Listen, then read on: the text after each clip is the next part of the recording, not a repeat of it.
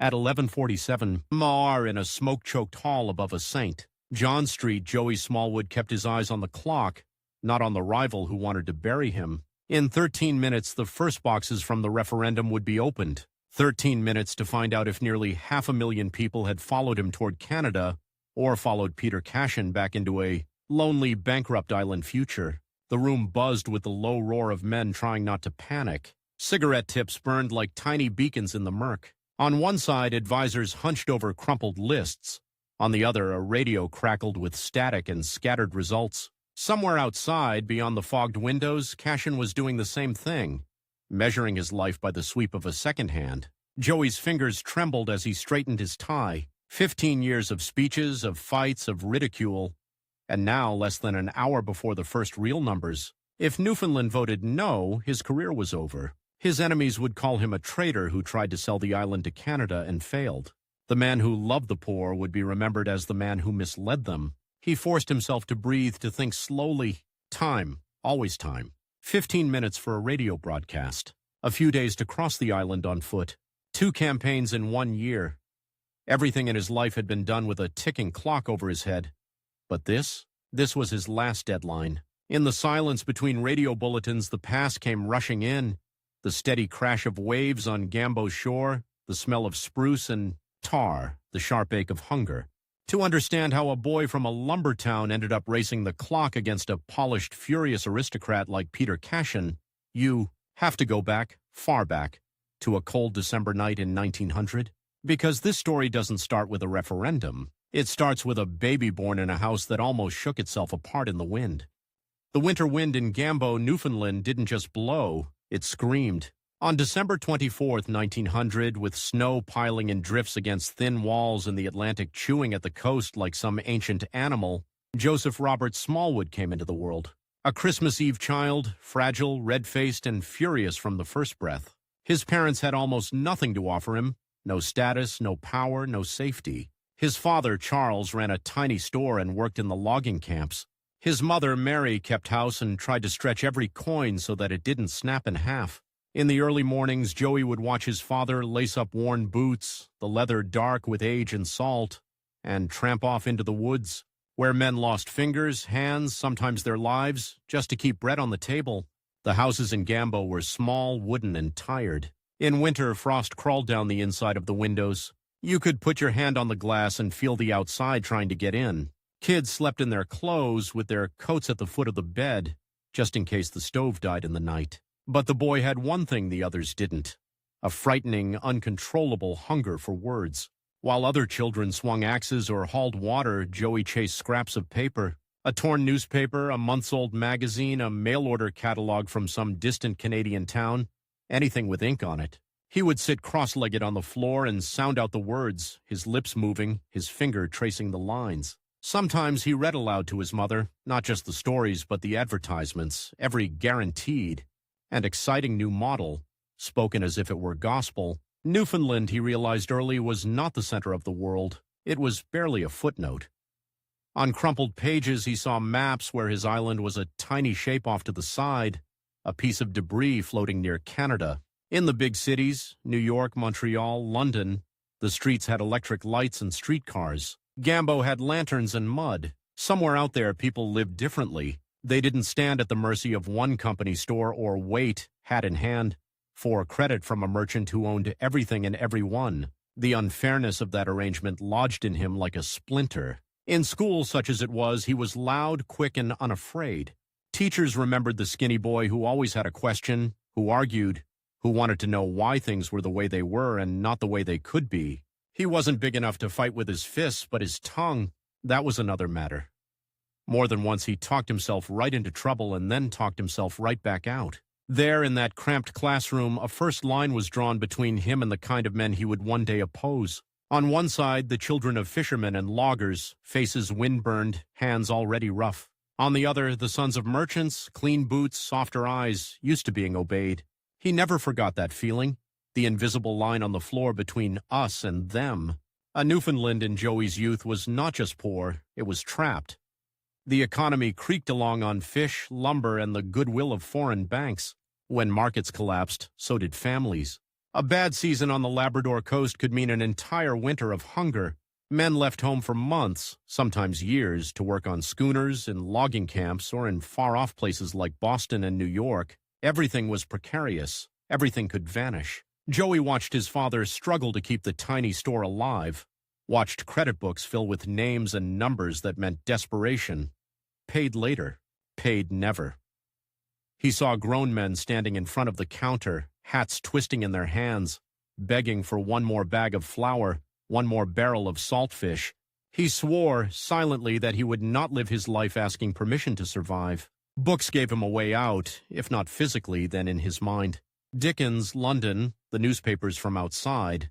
They showed him characters who fought back, men of humble birth who climbed and clawed, their way to a different life. He began to suspect that words could be used like tools, or even like weapons. By his early teens, he knew Gambo was too small. The island itself felt too small. There was a whole world out there, and somewhere in that world, he told himself, there had to be a stage big enough to match his voice. So he left. St. John's felt to a boy from Gambo like another planet. The harbor with its forest of masts and derricks, the constant racket of carts and footsteps, the smell of coal smoke and fish. This was a place where things happened, real things. Deals were made here, fortunes won and lost, governments decided. But even in St. John's, he was reminded of his place. Merchants in heavy coats and silk ties passed fishermen in patched jackets. The gap between them seemed almost physical. Money created invisible walls, and those walls ran all through the city. Joey found odd jobs, messenger, errand boy, whatever paid, anything that put him closer to the printing presses, the newspapers, the pulsing heart of information. He lingered in front of the offices of the major papers, staring through the windows at the men who wrote the stories everyone else had to read. To him, they were like magicians. When he finally wrangled his way inside a newsroom, even as the lowest of the low, the air itself felt different. The clatter of typewriters, the acrid smell of ink, the barked arguments over headlines and leads. It was chaos, but it was purposeful chaos. Here, words could topple governments, or at least they could irritate them. He learned fast, watching older reporters chase stories, interrogate sources, and twist facts into phrases that bit. He learned that a well-timed article could shame a politician or stir up a neighborhood. He saw how the powerful reacted when the press turned its glare on them, squirming, suddenly eager to explain, to excuse. For a boy who had grown up watching poor men bow their heads, it was intoxicating. There were rivals in the newsroom, of course. Men older, better educated, with smoother accents and family names that opened doors. One of them, a neat, clipped fellow with a polished English manner, once told him bluntly, "Smallwood, you're bright, but you don't belong in politics. Not our kind of politics." The words burned. Not our kind of politics. The line that had been drawn in that Gambo classroom was now being traced in ink in the capital city. But instead of shrinking, Joey felt something inside him harden. If their politics had no place for a boy from Gambo, then maybe the island needed a different kind of politics. In his 20s, the world beyond Newfoundland tightened its grip on him. He left the island for the United States, chasing work and experience. New York City in the early decades of the century was a jolt, vertigo in brick and steel, streets crowded night and day, languages colliding, the sky carved into squares by skyscrapers. Here wealth was displayed shamelessly, but so was misery. Tenements packed with immigrant families stood a few blocks from glittering department stores.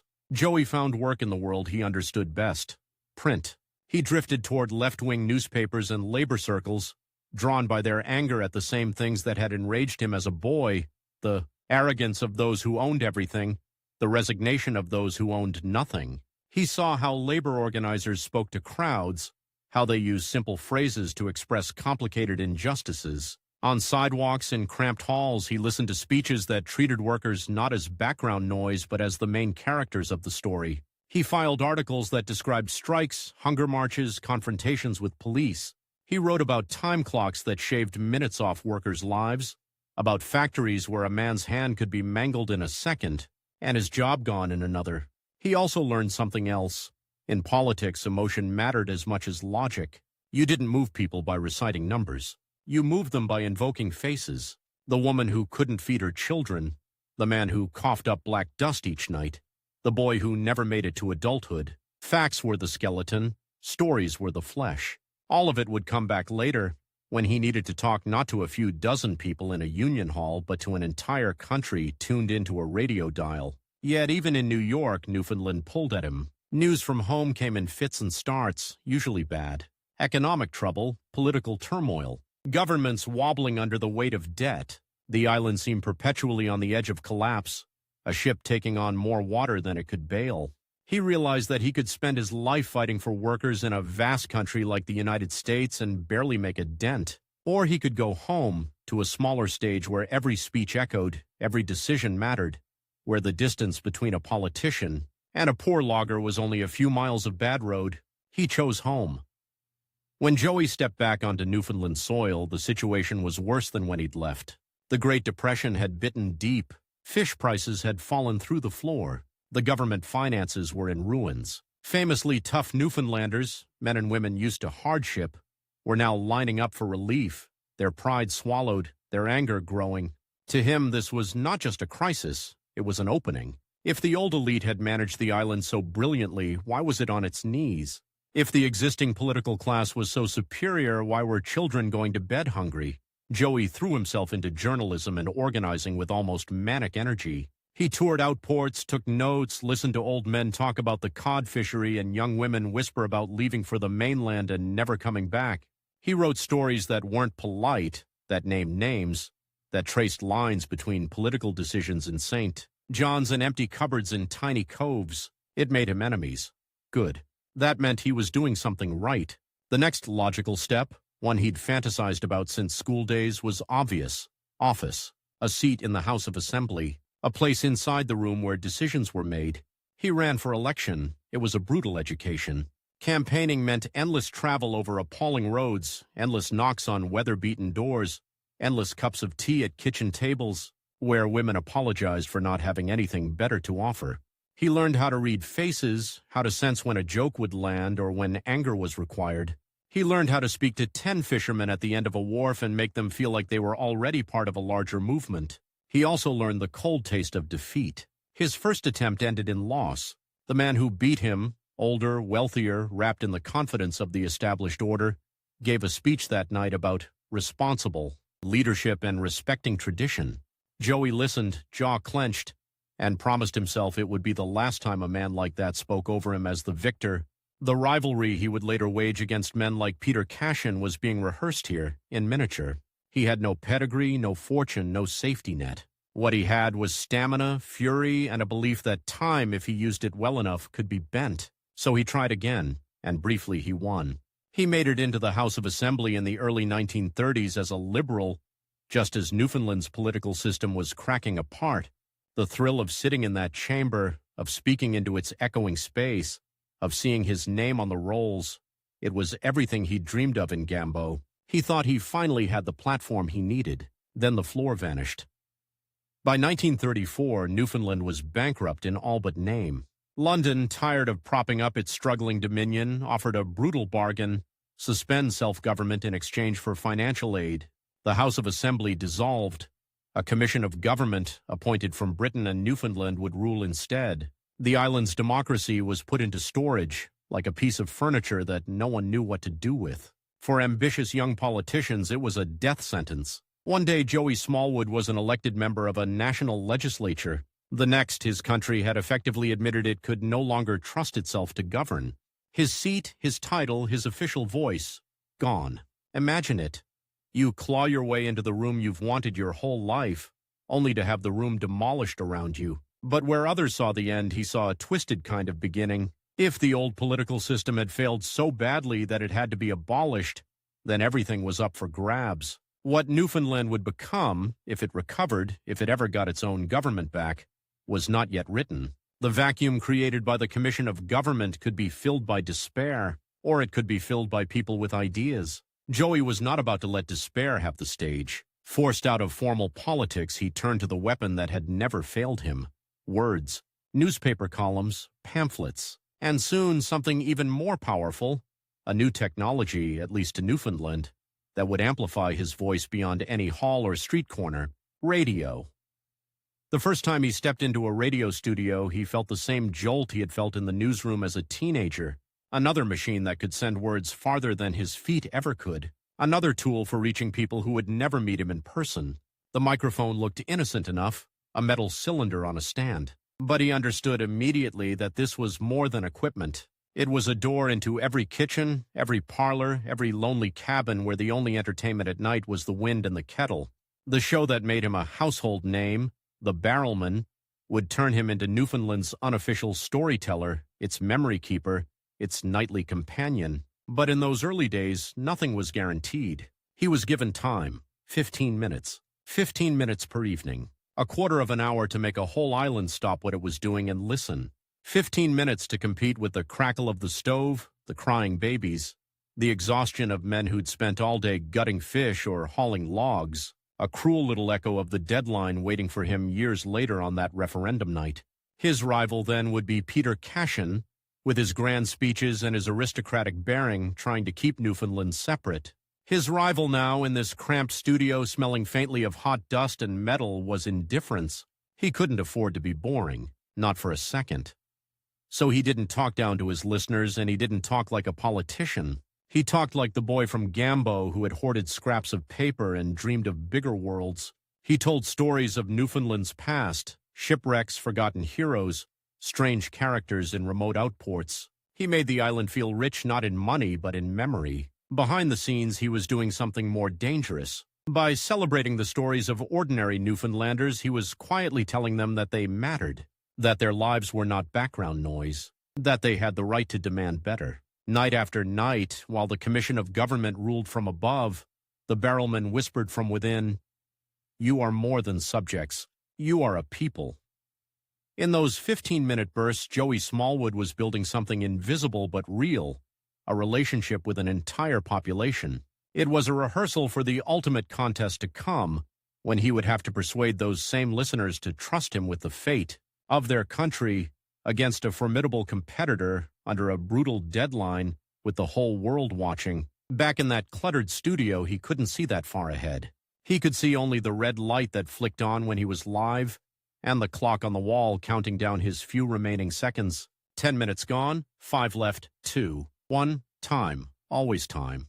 He cleared his throat, leaned into the microphone, and began, "Good evening, fellow Newfoundlanders." His voice flowed out over the island into the dark, into the small, tightly packed rooms where families listened and nodded. Somewhere, a boy not unlike his younger self sat by a window streaked with frost, hearing for the first time that his story too might matter. And far in the future, in a smoky hall filled with cigarette fumes and political tension, that same voice would be tested against arrivals and against the ticking of the clock as an entire nation held its breath.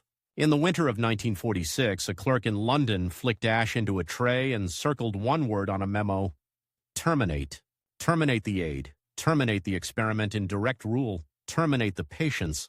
An ocean away in St. John's, in a city that still smelled of fish and coal, Joey Smallwood looked at a different piece of paper, a draft resolution, and realized he might have only months to save his country from sliding back into the hands of the very class that had ruined it. In London, anonymous men with smooth accents talked about the Newfoundland problem. In Newfoundland, a former barrelman with a scuffed briefcase talked about pensions, roads, hospitals, and a word that still sounded like treason to many: Canada. And between them stood a rival with the perfect weapon against Joey: memory. Peter Cashin could point to the old flag, the old parliament, the proud days before collapse and commission rule. He could say, "We governed ourselves once. We will govern ourselves again." Joey had to answer a much harder question. Can you gamble your children's future on that? The clock started ticking the moment the war ended. Newfoundland was living on borrowed money, borrowed time, and borrowed confidence. Joey Smallwood, who had once counted his life in 15-minute radio slots, now found himself racing a much larger countdown, one that would decide not just his career, but the very existence of Newfoundland as an independent country. By then, he was no longer just the talkative boy from Gambo or the restless reporter in New York. He was the barrelman. Night after night through the 1930s and war years, his voice had poured out of radios into kitchens and bunkhouses, boarding houses, and lonely outport shacks. He told stories about shipwrecks and sealing disasters, about fishermen who faced down storms that could fold a schooner like paper, about eccentric characters who turned hardship into comedy, but under the folklore he was doing surgery. He described how merchants had controlled credit, how governments had bowed to commercial interests, how decisions made in marble-fronted offices in St. John's had determined whether a family in a fishing room on the northeast coast ate or starved. He never said, remember their names, but he didn't have to. His listeners did. By the early 1940s, the Commission of Government in St. John's, those appointed rulers who had replaced democracy, were nervous. Joey was too popular, too sharp, too dangerous. The barrelman's 15 minutes had become a nightly referendum on Newfoundland's soul. And then the world changed again. War rolled across Europe, and suddenly Newfoundland, that tiny piece of debris floating near Canada, became strategically important. Convoys needed protection, planes needed runways. Americans and Canadians arrived with uniforms, dollars, and bulldozers. Bases went up, roads were carved, money flowed. For the first time in living memory, there was cash in people's hands. Men who had once counted pennies now jingled coins in their pockets. Women bought dresses off shelves instead of sewing and resewing the same fabric. American soldiers handed out chocolate bars to local children who had never seen that much sugar in one place. On the surface, it looked like a miracle. Underneath, Joey saw the trap. This wasn't Newfoundland's own prosperity. It was rented prosperity. When the war ended, would the bases stay? Would the money? Or would the island wake up one morning and find itself right back where it had been in 1934? Broke, humiliated, ruled by others. The Commission of Government had no real answer. London had one. Decide. Decide what Newfoundland was going to be. In 1946, the British announced the creation of a national convention. It would be elected by Newfoundlanders to debate the island's future and make recommendations about the forms of government that should be put to the people in a referendum. For Joey, this was the crack in the door he'd been waiting for. Here was a platform with microphones, reporters, audiences, the closest thing to a parliament Newfoundland had seen in over a decade. Here was a place where he could turn those 15-minute radio relationships into political power. He ran for the convention in Bonavista. The campaign was rough, exhausting, and oddly intimate. He trudged along muddy roads, his boots soaked, his clothes damp from sea spray and fog. He knocked on doors that opened onto rooms with bare floors and patched wallpaper, rooms where the only decoration might be a faded picture of King George or a cracked mirror. He promised nothing grandiose. He spoke in the same voice he used on the radio, almost conversational. If we get another chance at running this place, we need to do it differently. And if we don't, if we can't afford it, we'd better have a plan that keeps you fed, clothed, and cared for. He won. When he walked into the convention hall in St. John's, the air was thick with tobacco smoke and prediction. Reporters whispered, pencils ready. Delegates sized each other up. At the far end sat the man who would be his chief antagonist. Peter Cashin was everything Joey was not.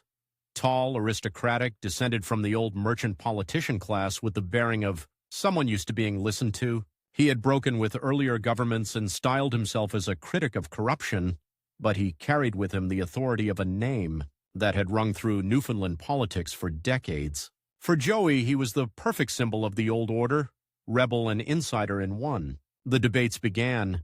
They were long, often tedious on the surface. Committees on finance, fisheries, social services. But beneath the routine, a battle line was forming. Most of the convention delegates were interested in one thing: getting back responsible government as it had existed before 1934. For them, the commission rule was an embarrassment, a temporary interruption in Newfoundland's proud story of self-rule.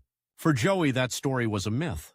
Proud self-rule had led to bankruptcy. Noble independence had produced hunger. The good old days were only good if you owned the boats and the banks. But he couldn't simply stand up and shout, "We must join Canada." At first, the very idea sounded like surrender to many Newfoundlanders. Canada was a neighbor, a market, a land where their children had gone to work. But to tie their country to it permanently, that was something else. Timing was everything. The British had set no explicit expiration date on the convention, but the reality was clear. London was tired of paying Newfoundland's bills. Sooner or later, the money would stop, and with it the patience for endless debates. Inside the hall, the clock might as well have been hanging over Joey's seat. He watched as committee after committee produced reports that, in his view, downplayed the island's weaknesses and inflated its strengths. The anti-Confederate delegates, men like Cashin, argued that Newfoundland could stand alone again if given control of its own finances. They spoke of restoring our nationhood, taking our rightful place, undoing the shame of commission rule. Their words had music to them, especially for those who remembered the pre-1934 days as youth, not as suffering. Joey knew that music. He also knew the price of the ticket. He concluded that if the convention was left to drift, it would recommend exactly two choices for the referendum: continue under the appointed commission or return to responsible government as before. Canada would be left off the ballot entirely. He decided to change that. In a move that many would later call reckless and others would call genius, he introduced a motion that the convention send a delegation to Ottawa to negotiate possible terms of union with Canada so that Newfoundlanders could at least see in black and white what Confederation would offer. The reaction was volcanic. Some delegates shouted that he was surrendering Newfoundland's birthright. Others accused him of acting as an agent for Canada. Peter Cashin's voice cut through the din, rich and angry, warning that to even talk to Ottawa was to invite absorption, to hand control of Newfoundland's future to strangers. But Joey stood his ground. "What's the harm," he argued, "in asking? If the terms are bad, we will say so. If they are good, the people deserve to know. Are you so afraid of the facts that you won't even let them be written down?" It was a calculated insult, afraid of the facts, afraid of what numbers might show. The vote was close, very close, but the motion passed. For the first time, the convention officially acknowledged that union with Canada was a live option. That night, as he walked home through damp streets lit by weak lamps, Joey knew he had crossed a line. He was not just a delegate anymore. He was the face of Confederation. And from that moment, Peter Cashin was more than a rival. He was the general of the opposing army. The trip to Ottawa in 1947 was, for Joey, like stepping into one of the magazines he'd devoured as a boy. Parliament buildings that loomed like castles. Corridors lined with portraits of men who had stitched together provinces and territories.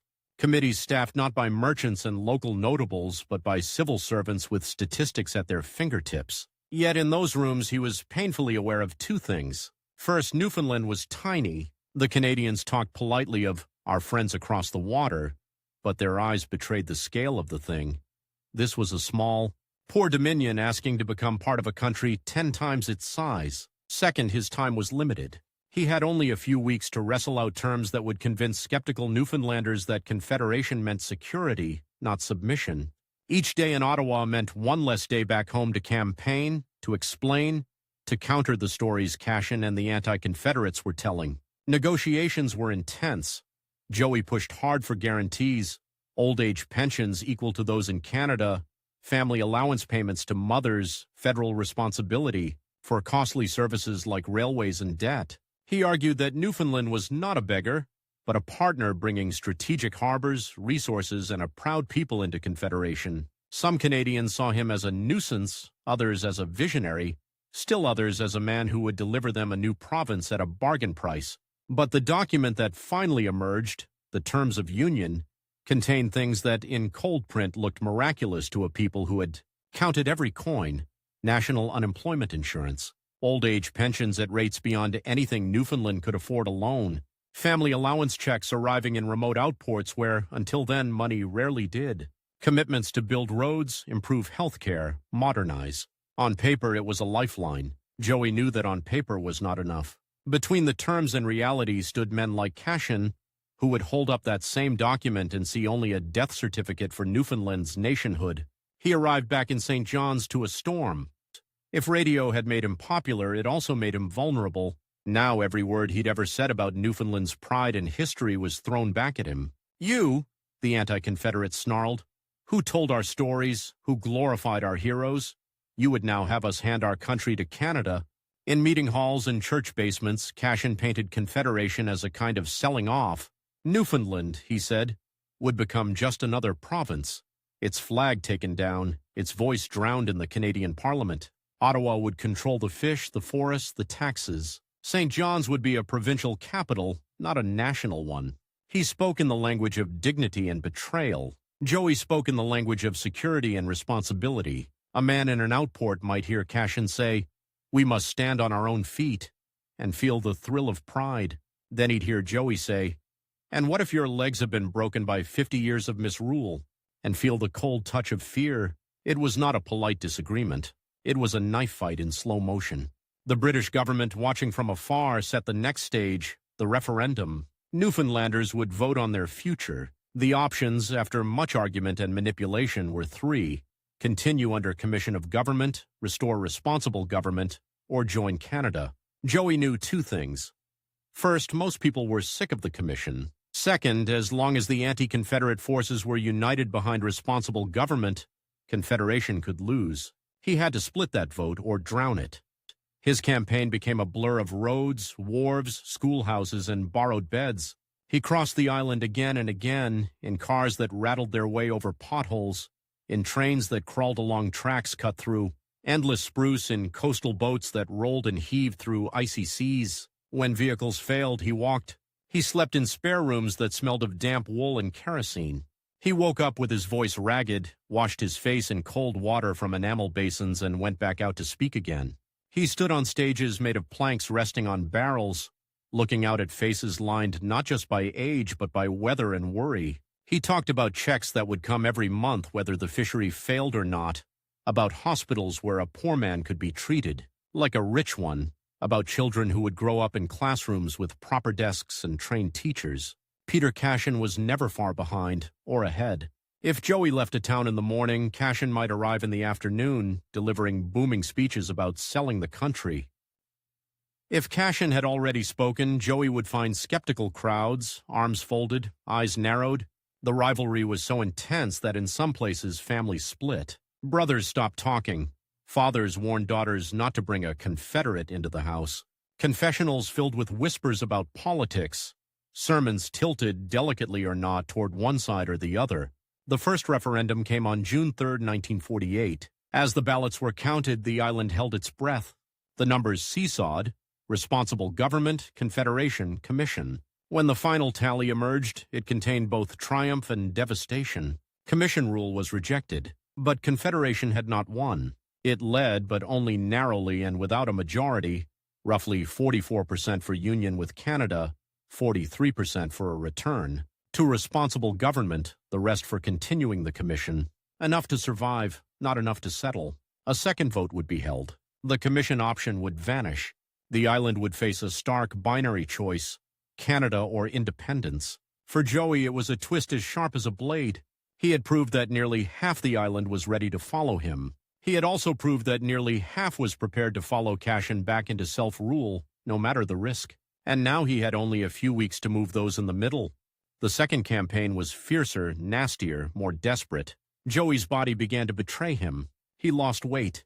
His voice cracked. He sometimes stumbled off a makeshift platform and had to be helped down by supporters. There were days when he seemed to run not on food or sleep, but on adrenaline and sheer stubbornness. He spoke in images now, not just in numbers.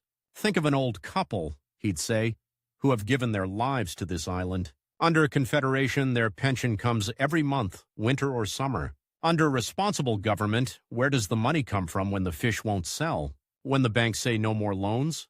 Do we send them back to work at 70? He described women who'd boiled cabbage leaves 3 times to make a thin soup stretch, men who'd sold their wedding rings for flour. Are we going back there? Is that what independence means to you? Cashin countered with images of his own. He invoked young men in Canadian uniforms dying in foreign wars, Newfoundland's resources being hauled away to feed Canadian factories, the flag of Newfoundland taken down forever. He spoke of Joey's trips to Ottawa as betrayals, of the terms of union as shackles disguised as gifts. The island buzzed with rumor and fear. Would Catholics be persecuted under Confederation? Would taxes shoot up? Would Canada destroy the fishery? Would Newfoundland's very name vanish from the map? Through it all, the clock moved relentlessly forward. The second referendum was set for July 22, 1948, a hot, bright day. Ballot boxes thudded onto tables, pens scratched. Fingers stained with ink folded slips of paper and dropped them through slots. In remote outports, men arrived at polling stations by boat, oars flashing in the sun, as if the future could be rowed towards. When the counting began, Joey could not be everywhere. He waited, listened, watched. His world narrowed to numbers coming in from places he had once trudged through in rain and sleet. By dawn, the result was clear. Confederation had won. Barely. Just over 52% of Newfoundlanders had chosen Canada. Just under 48% had chosen to stand alone. It was a victory that felt like a narrow ledge on the side of a cliff. He had beaten the clock. He had beaten Cashin. Newfoundland would join Canada on March 31st, 1949, but almost half the island had rejected his vision. Many of them now hated him with a cold, enduring intensity. The man who had once been their nightly storyteller was, to them, the architect of the end of their country, and yet the story was not finished, because a new question rose immediately from the ashes of the referendum. Who would rule this new province? The British Commission could not simply vanish overnight, and Ottawa could not micromanage from afar. Newfoundland needed a government, a real elected one, to walk it into Confederation. Joey moved swiftly. He helped found a new political force, the Liberal Party of Newfoundland, aligned with Canada's federal Liberals, branded as the party that would make Confederation work. He positioned himself not just as the man who had delivered the terms of union, but as the only one who understood them well enough to implement them. Once again, his rival stood ready. Peter Cashin, wounded by the referendum loss but not broken, threw himself into organizing the opposition. The responsible government forces, stripped of their original aim, reorganized under new labels, new party names, but one clear message. Joey had led Newfoundland into a dangerous arrangement, and only they could protect the island's interests now. For a third time in as many years, Newfoundlanders were asked to choose. This time, the ballots would not decide the existence of their country, but they would decide who controlled its first steps inside a larger one. The 1949 provincial election campaign often felt less like politics and more like a continuation of the Civil War conducted with speeches instead of guns. Joey promised action, roads carved through wilderness, hospitals built where none had existed, schools upgraded, social programs implemented. He painted a picture of a modern Newfoundland that would finally catch up to the 20th century. Cashin and his allies promised resistance. They would fight Ottawa's overreach, defend Newfoundland's rights, and some whispered, even one day seek to undo Confederation if it proved a disaster. The voters, exhausted, lined up once more. When the ballots were counted, there was no narrow ledge this time. Joey Smallwood's Liberals won a crushing majority. The island that had split almost evenly over the question of Confederation now gave him a mandate to govern within it. On March 31st, 1949, as midnight approached and the terms of union took effect, flags changed and paperwork shifted. Newfoundland ceased to be a separate dominion and became Canada's 10th province. Soon after, in a quiet but momentous ceremony, Joey Smallwood, once the boy who had traced letters on scraps of paper in Gambo, once the young man who had watched the House of Assembly dissolve under him, once the radio voice who told stories in 15-minute bursts, took the oath of office as the first premier of Newfoundland. He signed his name with a hand that trembled slightly. Outside, church bells rang, firecrackers snapped, and in some places curtains were drawn tight in silent protest. In St. John's, someone painted "Traitor" on a wall. In another part of town, someone else hung a small Canadian flag in a window, careful that it didn't touch the sill. Joey looked at the clock on the wall. For 15 years, he had raced deadlines, broadcast schedules, negotiation timetables, referendum dates, election days. Now, as premier, he faced a different kind of time, measured not in minutes or months, but in years. How long before the pensions arrived? Before the roads were built? Before the hospitals opened? How long before his supporters began to ask where the promised better days were? Behind him, like an echo, stood Peter Cashin and the defeated anti-Confederates, watching every move, waiting for every misstep, ready to say, "We told you so." Joey Smallwood had won the greatest political gamble in Newfoundland's history. Now came the harder part, proving under the relentless pressure of time and expectation that it had been worth it. At midnight, the bells rang and the flags changed. By morning, the bills were still there. In the first hours of March 31st, 1949, Newfoundland became a province of Canada. Church bells pealed, crowds in St. John sang, argued, drank, prayed. Somewhere, a drunk hugged a stranger and shouted, "We're Canadians now, bees." Somewhere else, an old man spat on the ground and muttered, "Not me." And in a quiet office, under a bare bulb, Joey Smallwood stared at a sheet of paper that was more terrifying than any ballot box. It was a balance sheet, deficits, debts. A fishery still at the mercy of distant markets and colder seas. Thousands of people spread across hundreds of tiny, isolated communities that cost a fortune to serve. A road network that looked, on a map, like a handful of half-finished lines tossed onto an island. He had fought for 15 years to get to this night. Now a different clock started ticking. The federal transfers that would cushion the early years of Confederation were generous, but not endless. Ottawa had written checks. Ottawa expected results. In 10, maybe 15 years, Newfoundland had to look less like a charity case and more like a functioning province. Otherwise, the story would harden. The poorest province, the ward of the state. A permanent embarrassment. He had promised Newfoundlanders in hall after hall that Confederation would mean better days. Now the deadline on that promise was sitting on his desk in columns of black ink, and every minute he hesitated, his oldest rival grew stronger. Because Peter Cashin had not gone away. He had lost the referendum, but he had not lost his memory or his anger. From the opposition benches in the new House of Assembly, he waited, perfectly positioned to say, look at the disappointment. Look at the broken promises. We told you so. The boy from Gambo, the barrelman, the architect of Confederation, was suddenly just a man with a ticking clock and a bankrupt country to rebuild. The first years of his premiership felt like trying to rebuild a house while people were already living in it. In kitchen drawers from Burin to Bonavista, stiff official envelopes appeared with the most extraordinary thing inside: predictable money. In outports where an unexpected expense, a broken boat, a sick child, had once meant catastrophe, mothers could now count on a federal cheque arriving every month. Men who had worked themselves into early ruin suddenly had small pensions to keep them afloat. Those checks were Joey's first line of defense. Feel that? He'd tell people on his tours, tapping the paper in their hands. That's Canada. That's what we fought for. That is your right now, not charity. Hospitals, too, began slowly to change. New buildings rose in St. John's, in Gander, in Corner Brook. Professional nurses arrived in places that had known only midwives and luck. The smell of disinfectant and fresh paint mingled with the older smells of coal smoke and salt. He pushed for a university, a real one, not just a small college for a handful of the elite. Memorial University, which had existed in modest form before the war, began to grow, first as an ambition, then in brick and mortar. He spoke of it as if it were a weapon. We will educate our own doctors, our own engineers, our own teachers. We will not forever send our best away to Toronto and Montreal and never see them again. These were the easy parts to sell. The visible fruit of union with Canada. They bought him time. But beneath the good news, the math still frightened him. The fishery was still the backbone of the economy, and that backbone was brittle. Cod stocks were unpredictable.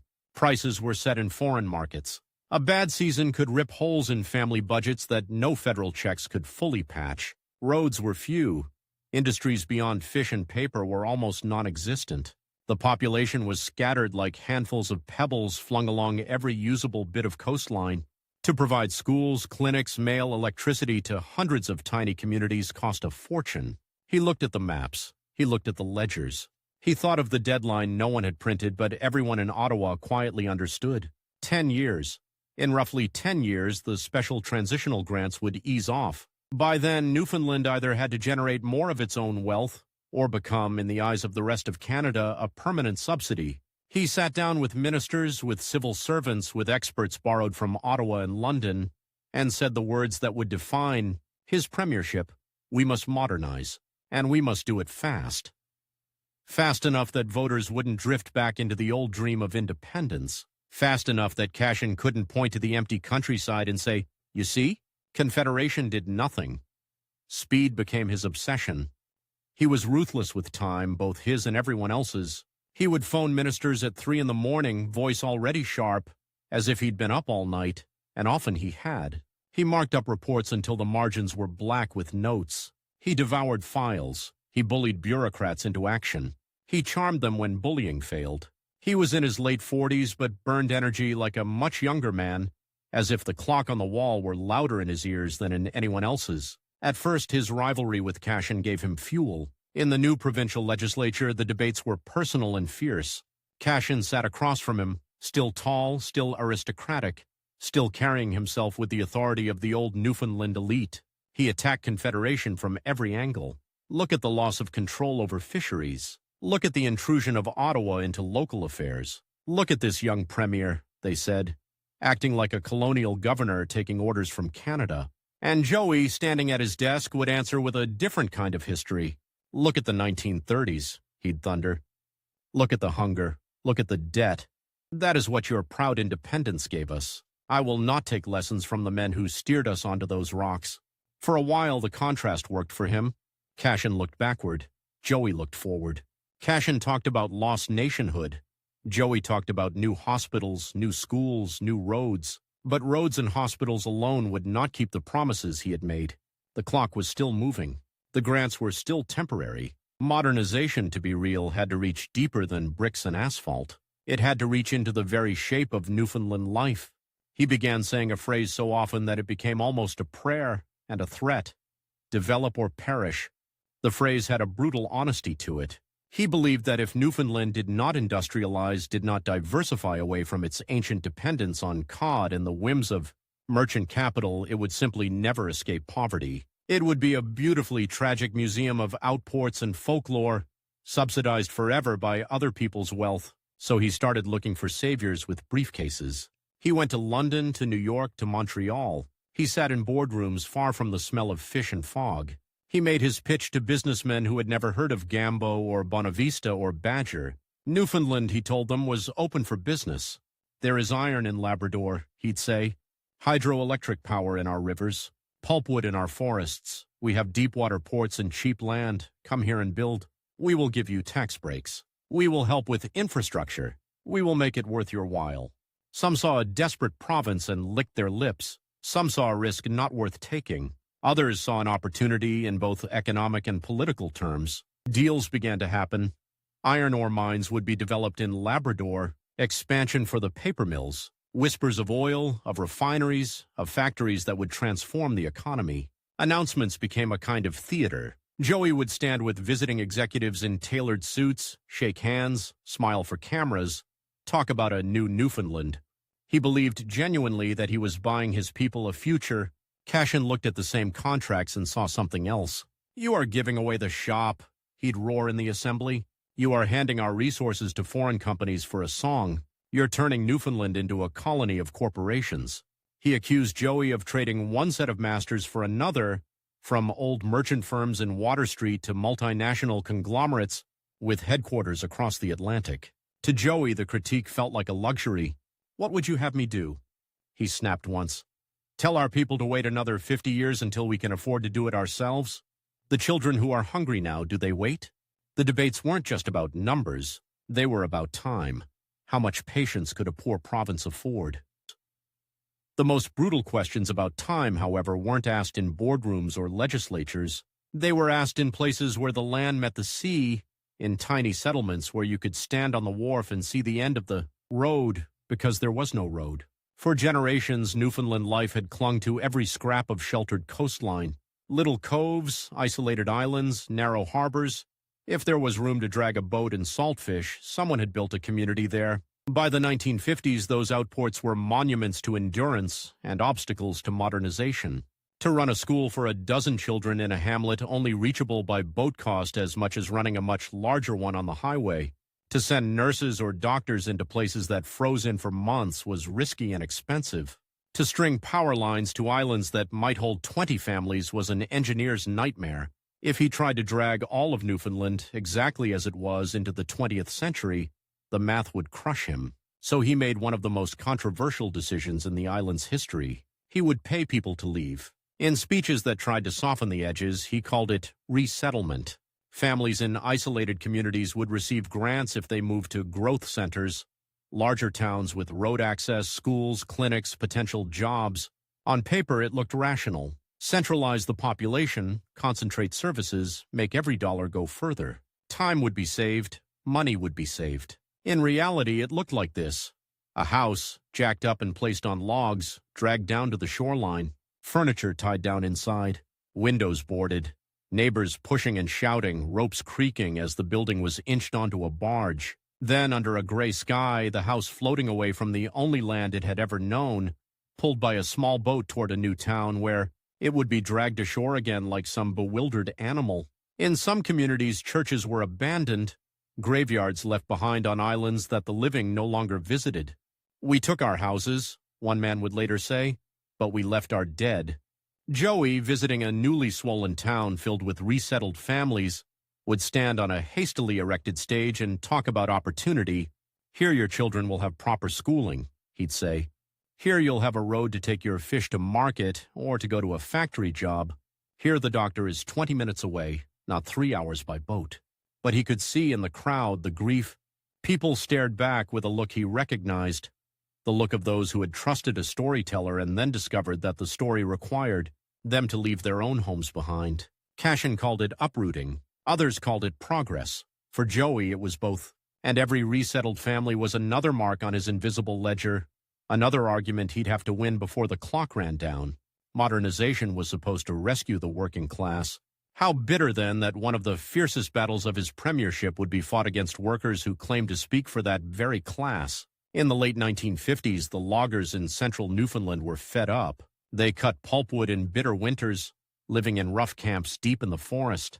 They worked for companies like the Anglo-Newfoundland Development Company, under harsh conditions and for wages that often felt like an insult when compared to the profits being made from paper. A powerful union from the mainland, the International Woodworkers of America, began organizing in the woods. It spoke the language of dignity, of rights, of standing up to big companies, language that in another life Joey himself might have used on the radio. The loggers went on strike. At first, Joey tried to stay above the fray, offering to mediate.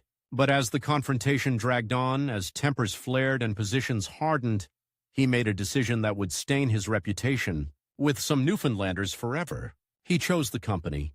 Part of it was economic fear. The paper industry was one of Newfoundland's few industrial pillars. A long, crippling strike could scare away other investors, slow the modernization he was racing to achieve, give Cashin and other critics ammunition. Part of it was personal. He hated the idea of an outside union, a mainland union, marching into Newfoundland, stirring up trouble, threatening his carefully constructed plans. So he spoke out against the IWA. He painted them as wreckers, as outsiders, as irresponsible men gambling with the livelihoods of their own members. The strike escalated, picket lines, tension in logging towns, harsh words in the press. Then, in the winter of 1959, violence. In the town of Badger, where the frozen exploits river ran hard and cold, a clash between picketers and police turned deadly. A constable was shot. The shockwaves raced through the province. A Newfoundland policeman dead in a conflict fueled by an outside union. It was the kind of moment a skilled politician could turn into a narrative, and Joey did. He condemned the violence with fury. He talked about law, order, responsibility. Then he went further than anyone expected. He brought in legislation that effectively smashed the IWA's presence in Newfoundland, decertifying the union and making it nearly impossible for it to function. Other, more compliant unions would represent the workers. For many loggers, it felt like betrayal. The man who had once railed against the old merchant class, who had spoken of justice for the poor and protection for the weak, was now using the full machinery of the state to crush their chosen representatives. Cashin seized the moment. "Is this your champion of the people?" he roared in the assembly. "This man who calls himself a friend of the working man, see how quickly he takes the company's side when it suits him."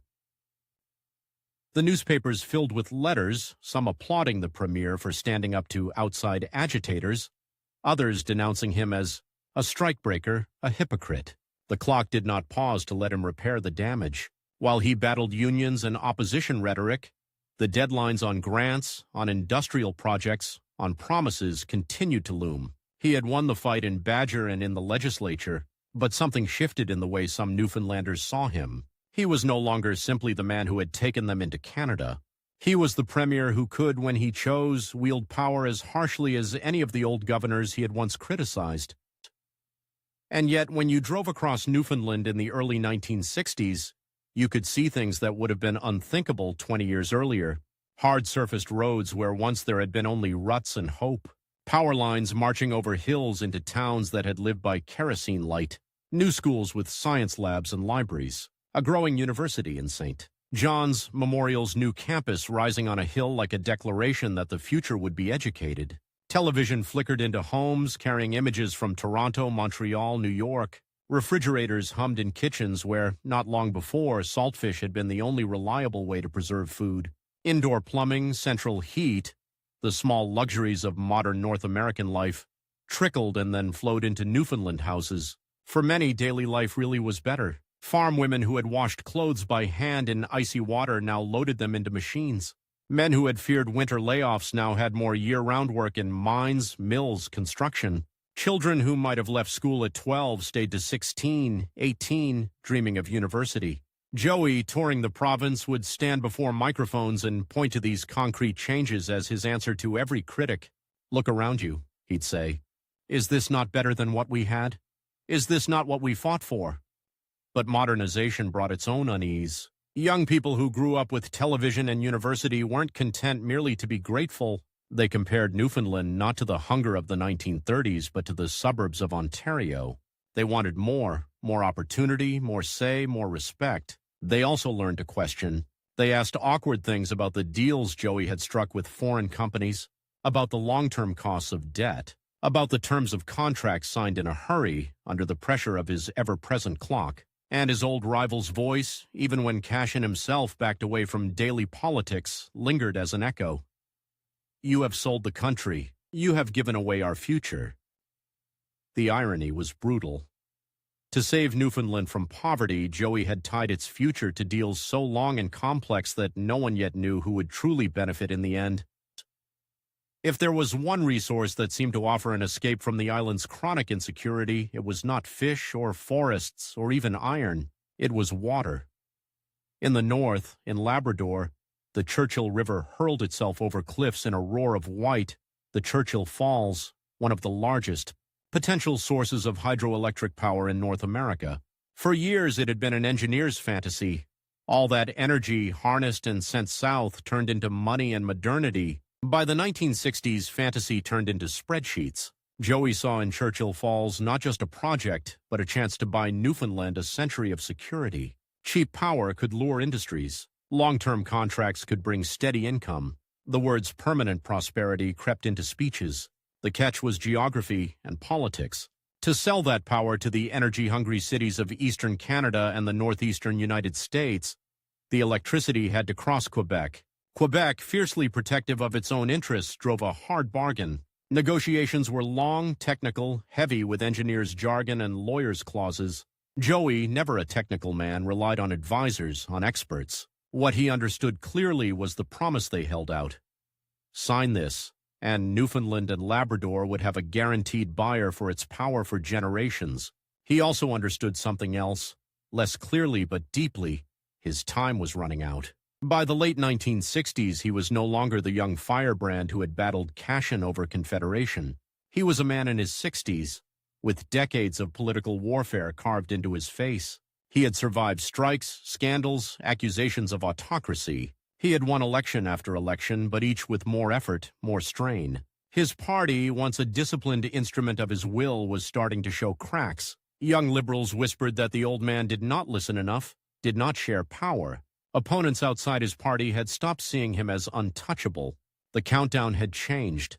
It was no longer just the federal grants that might end, or the patience of foreign investors. It was his own tenure, his own body. How many more elections could he fight? How many more nights could he survive on 3 hours sleep and pots of black tea? Every long-term project he considered now carried a second, unspoken question. Would he live to see it judged a success or a failure? So when the Churchill Falls deal edged toward completion, with terms that stretched not 5 or 10 years but far beyond his likely lifetime, he pushed. He wanted it done. He wanted to be the premier who turned a river into a revenue stream, who locked in the big one, the project that would outlast all. The arguments about Badger and resettlement and tax holidays for foreign companies. The contract that emerged would later be dissected and cursed as one of the worst ever signed by a province. Its price structure would shift the bulk of the profit toward Quebec as decades passed. But in the moment, what mattered to Joey was its existence. He had taken a wilderness waterfall and with a pen turned it into a promise on paper. Another bet. Another race against a clock he could no longer see but could feel ticking in his bones. By the end of the 1960s, Newfoundland had changed so much that a man from 1934 would have struggled to recognize it. Electric light where there had been lanterns, paved highways where there had been mud tracks, televisions where there had been only radios crackling with the barrelman's voice, a university, a modern hospital system, social programs that tied Newfoundland into the fabric of Canadian life. But in the crowded meetings where Joey now spoke, the faces looked different from those who had once listened to him in the 1940s. They were younger, less awed, more impatient. He would step up to a microphone and feel for the first time the weight of his own narrative working against him. For 20 years he had promised better days. For some, those days had arrived. For others, those in failed industrial towns, in resettled communities where promised jobs never came, in families bruised by strikes and political favors, they seemed like a story told to other people. And behind every question, behind every whispered complaint, he could still hear Cashin's old accusation, transformed but alive. "You gambled our country. Was the price worth it?" The rivalry had changed shape. Cashin was no longer his daily antagonist. Age and time had pulled the older man back from the front lines. New opponents emerged, new parties, new voices that did not carry the old merchant names but used the same ammunition. Accusations of broken promises, of giveaways, of arrogance. Worse, some of those voices came from inside his own camp. He had built a political machine that revolved around one center, himself. Now that machine began to grind and rattle. Ambitious younger men, shaped by the very education and confidence his modernization had fostered, started to see him not as a savior but as an obstacle. The boy from Gambo, the romantic who had once slept on floors in New York, the storyteller who had begged for 15 minutes of radio, time had become something he had never imagined in those early hungry years. He had become the establishment. And the clock that had once measured the distance to Confederation, then to grants, then to projects, now measured something more, intimate and more terrifying. The distance to the moment when his own people would decide they'd heard his story enough times. Somewhere past midnight of one more ordinary day, he sat alone in his office, the city outside wrapped in fog. On his desk lay two things: a fresh report showing the province's debts climbing again, and a newspaper clipping about a young opposition, figure gaining ground in the polls. He turned them over with the same hand that had once signed the terms of union, the ledger and the rival, the same pairing as always. Only now the rival was not just a man with a different vision, it was time itself. And time, merciless as the North Atlantic in winter, was closing in. The night his clock finally ran out, there were no riots, no gunshots, no grand speeches, just a television screen in a St. John's living room glowing blue over cold cups of tea. On it, a young man with sideburns and an easy smile, Frank Moores, thanked the people of Newfoundland for their trust. Off camera, out of sight, Joseph Roberts. Smallwood stared at numbers on a page that were more brutal than any editorial, more final than any speech. For the first time in more than 20 years, he had lost. Not a referendum, not a vote in the House, a general election. The province he had dragged into Canada, paved, electrified, centralized, was quietly replacing him. It was 1971. The modern Newfoundland he had built was beginning to decide it no longer needed its builder. The campaign had been a blur of highways and microphones. He was 70 now, but on the hustings he refused to move like an old man. He bounded up onto stages, slapped backs, shook hands until his fingers hurt. He shouted himself hoarse in school gyms and Legion halls, trying to recapture the old magic, the old rhythm. My friends, my dear people, look at what we have done together. Look at the roads, the schools, the hospital wings. He had thought he knew his opponent. For decades, the enemy had worn familiar faces, old guard merchants like Peter Cashin, men who looked like the Newfoundland that had gone bankrupt in 1934. He knew how to fight them, with stories about hunger and debt and Confederation. But Frank Moores did not look like the past. Frank Moores looked like the future. Tall, polished, only in his 30s, he moved through the campaign with a relaxed swagger that made Joey's fervor look, in some rooms, like something from another era. Where Joey harangued, Moores chatted. Where Joey invoked the misery of the 1930s, Moores talked about what the 1980s could be. Newfoundland is grown up now, Moores would say. We don't need to be treated like a child. We need open government, honest books, a fresh start. It was a cruel line because it used Joey's own achievement against him. He had spent 20 years trying to drag Newfoundland into adulthood. Now a younger man was telling voters, "Your father has been in charge too long." In debate after debate, the same specters rose, the resettled outports whose promised prosperity had never quite materialized, the shattered IWA union, the whispered rumors of patronage, of contracts handed to friends, the Churchill Falls deal, still new, already, murmured about as too generous to Quebec. And always somewhere in the air, even when his name was not spoken, hovered the ghost of Peter Cashin. "You have given away the country. You have gambled our future." On election night, the results came in like a slow hemorrhage. Seat here, seat there, numbers on chalkboards in local party headquarters, red ink circles on maps. His Liberals were not wiped out, but they were wounded. Moore's progressive Conservatives surged. When the counting ended, the result was a strange, excruciating limbo, a hung legislature, no clear majority, a balance of power held by two members of a tiny third party. For most leaders, that would have been the signal to step aside, to admit that the people wanted something different. Joey was not most leaders. He saw in the arithmetic not a defeat to accept, but a puzzle to solve. There must be a way, he thought, to stay. What followed was less an orderly transition than a long, slow knife fight. He insisted he could still govern. As the incumbent premier, he tried to hang on, daring the opposition to defeat him on the floor of the House. Deals were whispered about. Loyalties were tested. The air in Confederation Building grew thick with suspicion. To some, it felt as if the man who had once toppled empires in Newfoundland politics could not accept that his own might be ending. His oldest rival, Cashin, was now an old man himself, mostly out of public life. But people remembered his warnings about democracy surrendered, about power concentrated in too few hands. Now, as Joey worked the phones late into the night, counting votes, weighing which backbencher might be persuaded by promise or pressure, those old warnings sounded less theoretical. Time, once his ally, had turned against him. For weeks, the province drifted in uncertainty. Reporters speculated about confidence votes. Rumors spread of backroom offers. Moore's waited, careful not to look too eager, knowing the spectacle of a premier clinging to office could only help him. In the end, numbers, always numbers, broke Joey's grip.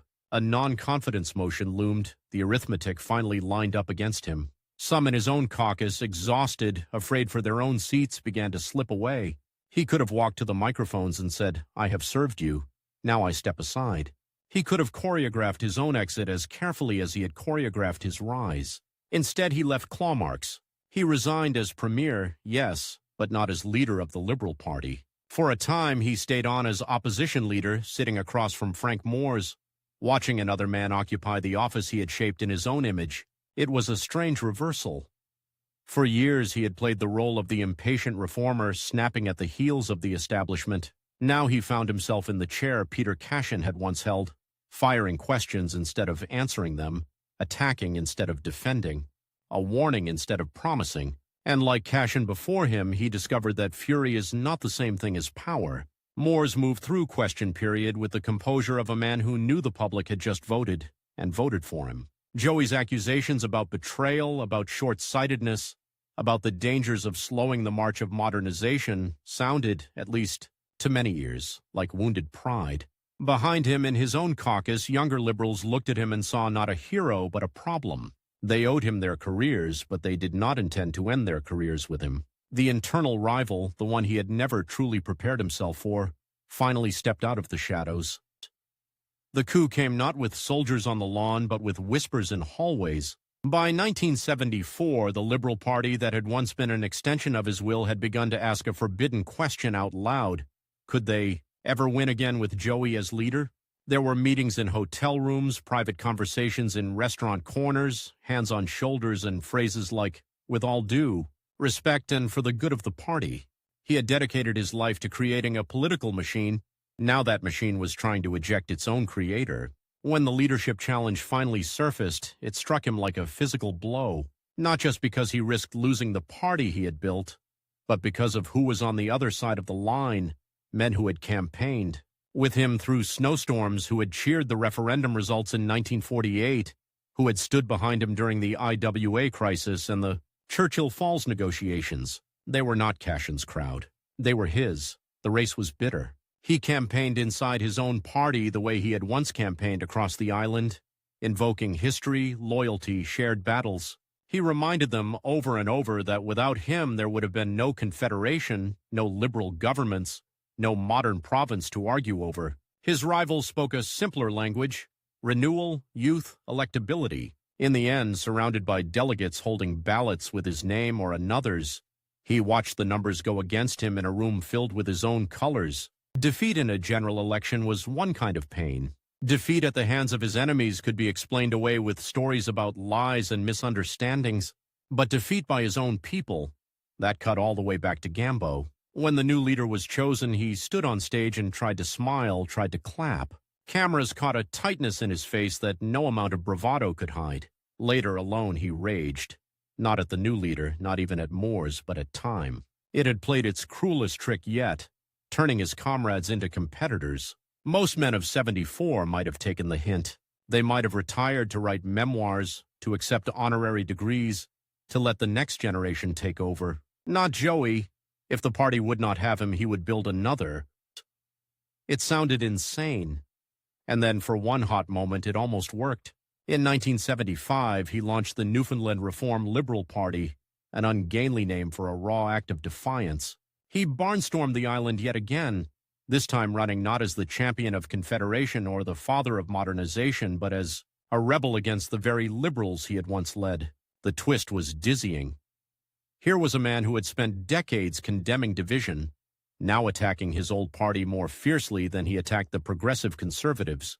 He accused them of betrayal, of cowardice, of forgetting the people who had put them there. "Do you think they would even be in office without me?"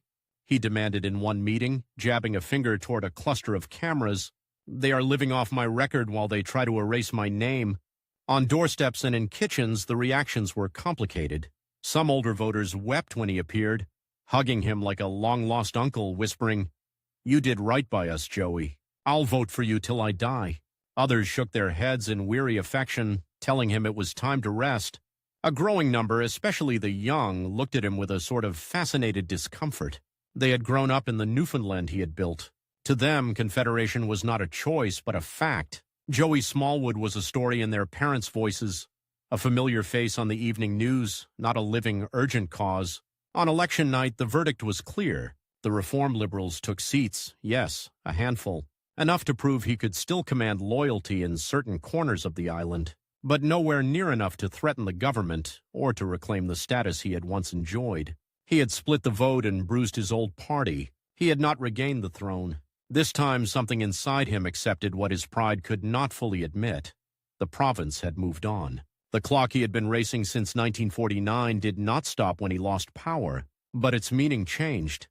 It no longer counted down toward grants or deals or referendums. It counted down toward a question that haunted him, especially in the quiet hours. When they write the history, will I be the man? Who saved Newfoundland, or the man who sold it? Ottawa came calling with an answer of its own. In the mid-1970s, the Prime Minister, another man named Trudeau, whose own relationship with provincial premiers could swing from intimate to icy, offered Joey a seat in the Senate of Canada. It was officially an honor. Unofficially, it was also a way to remove a volatile, wounded giant from the center of Newfoundland's daily political wars. For Joey, the offer was laced with ironies. He had spent his life fighting to get Newfoundland into Canada, scorned as a traitor by those who called Ottawa a distant master. Now that very Ottawa was offering him a red leather chair and a lifetime salary, he took it. In Ottawa, he was for once not the central character. The Senate chamber, with its paintings of long-dead fathers of Confederation in starched collars and careful beards, was a different world from the wooden benches and salty air of the old Newfoundland House of Assembly. He sat at a desk among dozens of others, one more name on the roll. Reporters covering Parliament might mention him as a curiosity, the last living father of Confederation, the man who had once been a young firebrand on a foggy island. He made speeches, of course. He rose to speak on Newfoundland issues, on fisheries, on regional development. He could not help himself. His voice, still sharp, echoed off marble instead of plaster, but the themes were familiar: fairness for the poor, investment in the regions, respect for the province that had joined last. But in the capital, he also saw the country he had attached Newfoundland to in a new way. He watched constitutional debates unfold, Quebec nationalism flare, Western alienation rise. He saw that the Canada he had promised Newfoundlanders in 1949 was not a fixed, generous parent, but a restless, quarrelsome family, constantly renegotiating its own terms. Some nights, walking back to his apartment through the damp Ottawa air, he wondered if he had, in his zeal, oversold the stability of this union to his people. And always, on the calendar, a new, more intimate deadline approached. The Senate had a rule: mandatory retirement at 75. For once, there was a clock with a fixed, unalterable time. He served his few years, wore the robes, learned the rituals. Then, on his 75th birthday, he stepped down not by choice or election, but by law. When he left Ottawa, there was no referendum, no province-wide drama, just a line in the paper, a brief nod on the news. The man who had made history was now moving into history. Returning to Newfoundland as an ex-premier, ex-party leader, ex-senator, he could have drifted into comfortable obscurity. Instead, he started another project that felt, in its madness, like something only Joey Smallwood would attempt in his 70s and 80s. He decided to write the story of Newfoundland, all of it.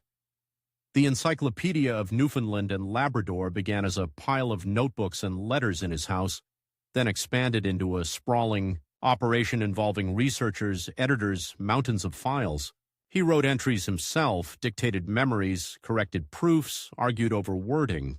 In a small office clogged with paper and index cards, he returned to the role that had first given him power: storyteller. Only now, instead of 15 minutes on the radio, he had thousands of pages. He wrote about harbors he had closed and harbors that still clung on, about families uprooted and resettled, about the great merchant houses he had fought, about industries he had wooed. He wrote entries on cod and copper, on shipwrecks and songs, on battles and berries. He wrote, in other words, about a country that no longer existed, Dominion of Newfoundland, and the province it had become. Outside, the world kept moving. Economic booms elsewhere in Canada threw Newfoundland's stubborn unemployment into harsher relief. The Churchill Falls contract, as power prices shifted, began to look less like a masterstroke and more like a cautionary tale. Later generations of politicians would calculate the billions that might have flowed into Newfoundland if the deal had been different. And the word giveaway would lodge itself in public discourse like a splinter. Young activists dug into the history of resettlement, interviewing elders who described watching their houses float away, their dead, left behind on island cemeteries. Shame and anger bubbled up in documentaries, in songs, in poems. It was as if the country Joey was cataloging in his encyclopedia had turned around and begun to cross-examine him. In interviews, he defended himself with familiar arguments. What were we to do? He would demand. Leave people in places with no roads, no clinics, no schools, just because their ancestors lived there? I did what I had to with the money and the time I had. He still believed it. But he also knew in his bones something politics had taught him early. Facts change less than feelings. A contract may be legal, a policy rational on paper, but the memory of a house dragged onto a barge, of a river dammed, of a union smashed, those live in people's voices long after the documents are archived. Sometimes, alone at his desk late at night, he would pause over an entry about a place whose harbor was now quiet, whose young had gone to Alberta or Ontario, whose old walked past shuttered fish plants. He had promised them better days. Had he delivered? As he aged, his body began to do what his opponents never had: slow him down. In the mid-1980s, he suffered a stroke. The man whose voice had once filled the island's airwaves found words suddenly slippery, his speech slurred. For someone who had built a life out of talking, out of persuading, cajoling, attacking, this was a special kind of torment. Rehabilitation was hard, humiliating work. Simple tasks required effort. He fought because he knew no other way to live. But the clock he had been racing for so long now ticked inside his own skull in a different rhythm. He watched the news from his armchair. He saw new premiers grapple with old problems: unemployment, outmigration, resource deals, strained relations with Ottawa. He saw with a bitter kind of vindication that there were no easy solutions, no miracle leaders. He also watched as the fish that had sustained Newfoundland for centuries began to disappear. Scientists and fishermen argued over numbers and causes. Overfishing, factory trawlers, mismanagement all played their part. In 1992, a year after his death, the cod moratorium would come down like a final curtain on an old way of life. He did not live to see that announcement, but he heard the worry in voices long before. In some ways, that worried him more than the criticisms of Churchill Falls or resettlement. He had always believed that whatever else happened, the sea would still be there, the fish would still be there, a backstop against total disaster. The idea that even that might not be true, that Newfoundland's oldest story might be ending, was more shocking than any election result. And in the background, quieter than it had once been but still present, the old rivalry remained. People quoted Peter Cashin again in newspaper columns and academic papers, revisiting the Confederation debates. Some suggested that joining Canada had cushioned Newfoundland against catastrophic collapse. Others argued it had locked the province into dependency. The arguments he had once had with Cashin on wooden benches now played out in lecture halls and pubs, with new evidence, new language, but the same core question: what did we lose? What did we gain? His life had become fodder for other people's debates. On December 17, 1991, in St. John's, the man who had once seemed incapable of letting go finally did. He was 90, frail, his body worn down by the very energy that had once made him unstoppable. The second stroke was too much. Machines beeped, nurses moved efficiently, family members stood by, caught between public figure and private father, grandfather, husband. Outside, the wind pushed against hospital windows with the same indifferent force it had used on fishing boats a century earlier. When the news broke that Joey Smallwood was dead, the reactions came in waves. Radio hosts opened the lines, and Newfoundland did what Newfoundland always had. It talked. Old men called in from kitchen tables in outport houses, voices shaking, saying they remembered the referendum meetings, the first pension checks, the day the Union Jack came down and the maple leaf went up. "You can say what you like about him, B," one said, "but we'd have starved without Canada."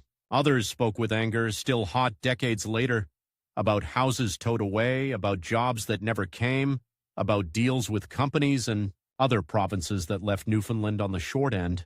"He took away our country," another caller said quietly. "We never got it back." In St. John's, at the Confederation building whose cornerstone he had laid, flags dropped to half-mast.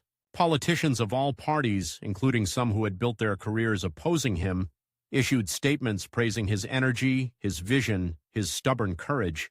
At his funeral, the church was packed. Former rivals sat in pews near family. The hierarchy of politics flattened in the face of mortality. Outside, a cold wind snapped at the coats of people who had lined up to pay respects. Resettled elders, city professionals, union men, students. Some came to say goodbye to a hero. Some came to see the end of an era. Some came because whatever else you could accuse him of, Joey Smallwood had made himself impossible to ignore. The coffin, draped in flags, moved down the aisle. Songs were sung. Eulogies balanced praise with caution, the words controversial and complicated, doing the heavy lifting that facts alone could not. If he could have written his own obituary, and in some ways with his encyclopedia and his endless interviews he had tried, he might have preferred a clearer verdict. Hero or villain, savior or traitor. History rarely grants such simplicity. Today, when you stand on the windswept hills above St. John's and look out over the harbor, you see layers. Ferries cross to the mainland. Planes lift off toward Toronto, Calgary, London. Container ships slide past the Narrows. Tourists take selfies by the bright-painted row houses. The air carries the smell of salt and diesel, the hum of a place that is no longer isolated in the way it once was, but is still not, rich in the way mainland cities are. Somewhere beneath your feet, the foundations of buildings carry the wires and pipes of the modern Newfoundland Joey Smallwood fought to create: electricity, plumbing, telephone cables, fiber optic lines. On a bookshelf in a university library, volumes of the Encyclopedia of Newfoundland and Labrador sit quietly, their pages recording the very arguments that shaped and scarred his career. In lecture halls, professors still ask students to grapple with the same questions that kept him awake at night. Was Confederation inevitable? Could Newfoundland have survived alone? Were the sacrifices of outports and unions and rivers worth the gains in hospitals and schools and pensions? In pubs, over beer and music, his name still surfaces, sometimes as a punchline, sometimes as a curse, sometimes with an affection that surprises younger listeners. He is there in the debate about offshore oil. He is there in every negotiation with Ottawa. He is there whenever someone says with a shrug or a sigh, "That's Newfoundland for you." He wanted more than anything to beat the clock, to solve the problems of his island before the money ran out, before the patience of Ottawa ran out, before his own body gave out. He did not beat it. No one ever does. But he changed what the clock was counting. For generations born after him, the fear is no longer that Newfoundland will starve in isolation. It is that Newfoundland will vanish in a different way, bled of people, culture reduced to a tourist brochure, its resources controlled from elsewhere. Those are new fears for a new time. But the shape of them traces back to decisions made under bare bulbs over ledgers on winter nights when a man from Gambo believed that if he only moved fast enough, argued hard enough, risked boldly enough, he could outpace history itself. In the end, the tide came in as it always does, erasing footsteps on the beach. But if you look closely in certain harbors, on certain hills, in the faces of people who still argue his name late into the night, you can see that some marks remain.